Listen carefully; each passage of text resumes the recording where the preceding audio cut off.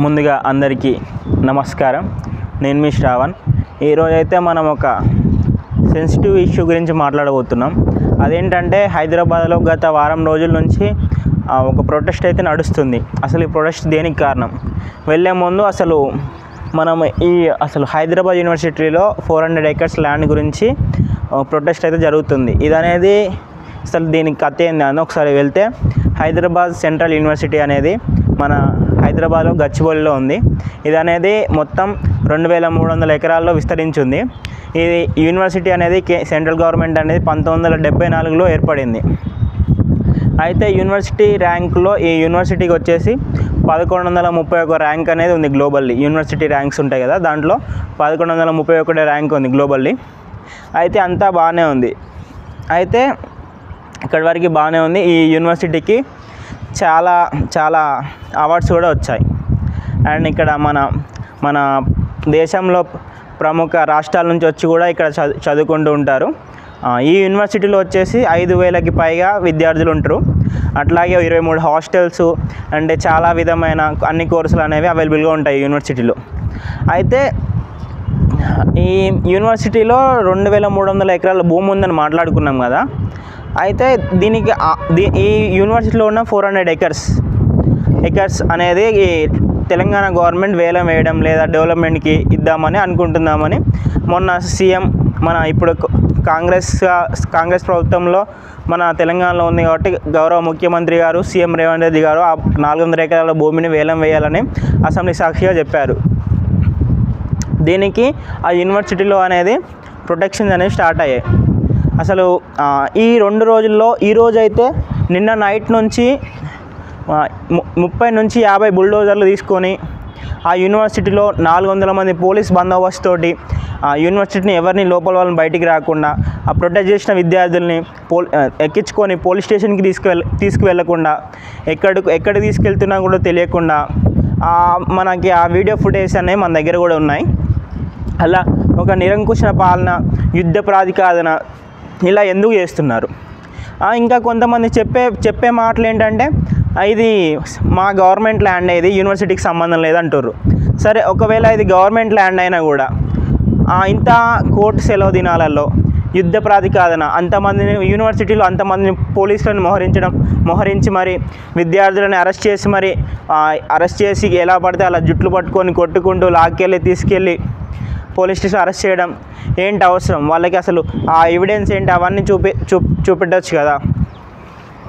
అయితే నిజంగా ఇది ఒక గవర్నమెంట్ ల్యాండ్ అయితే హైదరాబాద్ యూనివర్సిటీ పరిధిలో ఉన్న 2300 ఎకరాలు అనేది మనకి ఆ యూనివర్సిటీ ఏర్పడ్డప్పుడు దానికి అలోకేట్ చేసిన ల్యాండ్, ఆ ల్యాండ్ అనేది. సో ఆ ల్యాండ్ ఆ ల్యాండ్ నిజంగానే అంతే ఉందా, ఇది అదనపు భూమినా, అవన్నీ వెరిఫై చేసుకోవాలి కదా. మనకి తెలిసిన ఇన్ఫర్మేషన్ ప్రకారం అయితే ఆ ల్యాండ్ అనేది హైదరాబాద్ సెంట్రల్ యూనివర్సిటీ యొక్క భూమి. ఎందుకంటే ఈ భూమిని అప్పుడు 2002-2003 టైంలో ఉన్న ప్రభుత్వము అది కూడా ఒక కంపెనీకి డెవలప్మెంట్ కోసం ఈ భూమిని అనేది వాళ్ళనేది ఏమంటారు అగ్రిమెంట్ కుదుర్చుకున్నారు. కానీ అప్పట్లో ఈ భూమి అనేది వాళ్ళు డెవలప్మెంట్ స్టార్ట్ చేయకపోగా ఈ విషయం అనేది కోర్టులో ఉండే. సో అది మొన్నటి వరకు కోర్టులోనే ఉండే. సో ఇది ఇలా ఉండగా మళ్ళీ ఇప్పుడు వచ్చిన ఈ ప్రభుత్వం ఆ భూమిని వేలం వేయాలని మళ్ళీ చూస్తుంది. సో అసలు ఇక్కడ మనం ఇంకో చెప్పుకోవాల్సిన విషయం ఏంటంటే, ఈ భూమి హైదరాబాద్ సెంట్రల్ యూనివర్సిటీ అనేది మన హైదరాబాద్లో మోడర్న్ సిటీ అయిన గచ్చిబౌలిలో ఉంది. ఈ గచ్చిబౌలి అనేది అంటే మనం ఎక్కడ చూసినా ఎక్కువ అంటే అంత చెట్లు తక్కువగా ఉంటాయి, అన్నీ ఎక్కువ పెద్ద పెద్ద బిల్డింగ్స్ ఇవే చూస్తాం. సో మనకి హైదరాబాద్లో గ్రీనరీ చాలా రాను అనేది తగ్గిపోతూ ఉంది. మనం చూస్తున్నాం ఢిల్లీ ఇలాంటి ముంబై ఇలాంటి పెద్ద పెద్ద సిటీలలో ఎయిర్ పొల్యూషన్ విపరీతంగా అయిపోతుంది. ఎందుకంటే అక్కడ చెట్లు ఎక్కువ నరికి వేయడము, పొల్యూషన్ ఇవన్నీ జరిగి హీట్ వేవ్స్ అంటే ఎండాకాలం 50 degrees 60 degrees దాకా వెళ్ళడం కూడా చూస్తున్నాం.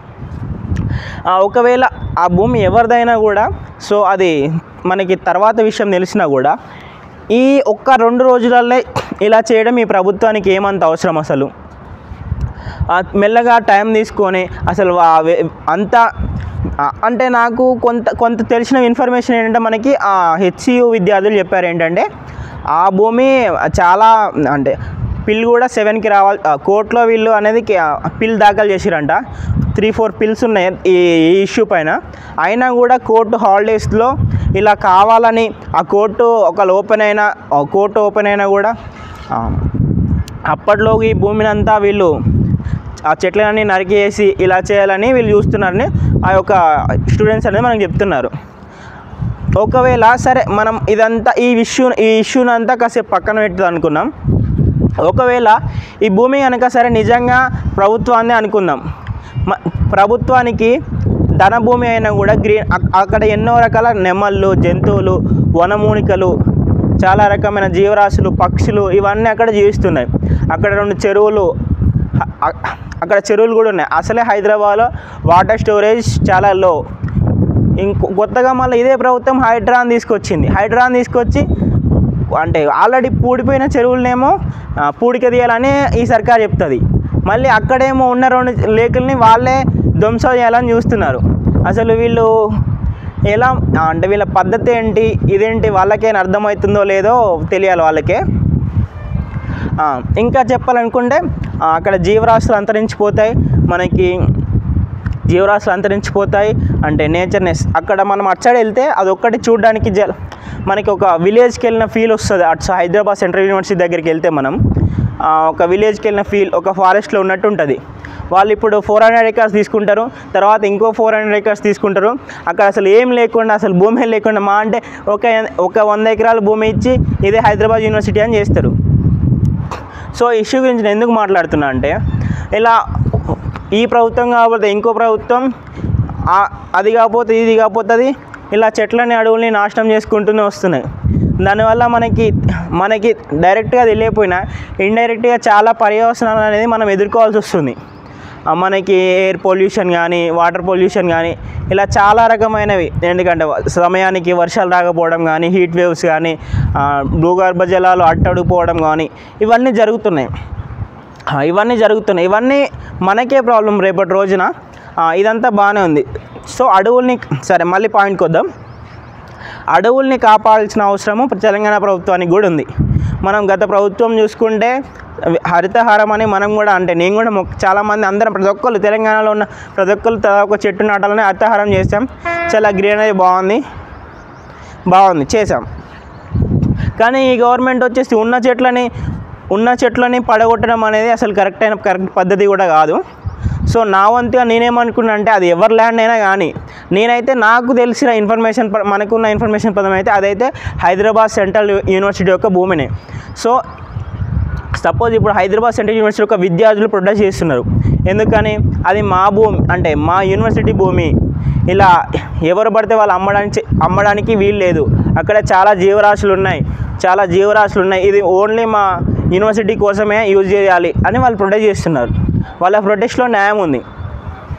యూనివర్సిటీ అంటే మన ప్రభుత్వ భూములు అంటే వాళ్ళది ఒక్కళ్ళదే కాదు, మన అందరిది. యూనివర్సిటీస్ కానీ గవర్నమెంట్ ఎనీ ల్యాండ్ మన అందరిది. ఈ ప్రభుత్వం ఇప్పుడు ఉంటుంది, నెక్స్ట్ ప్రభుత్వం ఇంకోసారి వస్తుంది, కానీ ప్రజల అసెట్స్ ఇవి. మనందరం దీనికోసం పాటుపడాల్సిన అవసరం ఉంది. ఈరోజు ఇది వేలం వేస్తారు, రేపు ఇంకోటి అవుతుంది. అసలు మనకి యూనివర్సిటీసే లేకుండా చేస్తారు, కాలేజెసే లేకుండా. సపోజ్ ఒకవేళ దాంట్లో ఇంకా వేరే కావాలంటే ఇంకా వేరే అంటే హాస్టల్స్ పెంచవచ్చు, ఇంకా చాలా చేసే పనులు ఉంటాయి దాంట్లో. ఇంకా గ్రీనరీ డెవలప్మెంట్ చేయొచ్చు, ఒక మినీ పార్క్ లెక్క దాంట్లో డెవలప్మెంట్ చేయొచ్చు. వాటిని చాలా ఒక మంచి రిజర్వ్డ్ ఫారెస్ట్ లెక్క కూడా వేయొచ్చు దాన్ని, కొంత భూమిని. కానీ ఇలా ఉన్న భూమిని నాశనం చేయడం అనేది మంచి పద్ధతి కాదు. ఇంకా చెప్పాలంటే సో మనందరం కూడా దీని గురించి స్పందించి ఈ యొక్క హైదరాబాద్ సేవ్ హెచ్సియు అని మనందరం పోరాడి ఆ భూమిని వేలం వేయకుండా దాన్ని సంరక్షించేలా చూడాలని ఈ వీడియో వేస్తున్నాను. సో మీరు కూడా మీ వంతు వాయిస్ అనేది వినిపిస్తారని కోరుకుంటూ సెలవు తీసుకుంటున్నాను.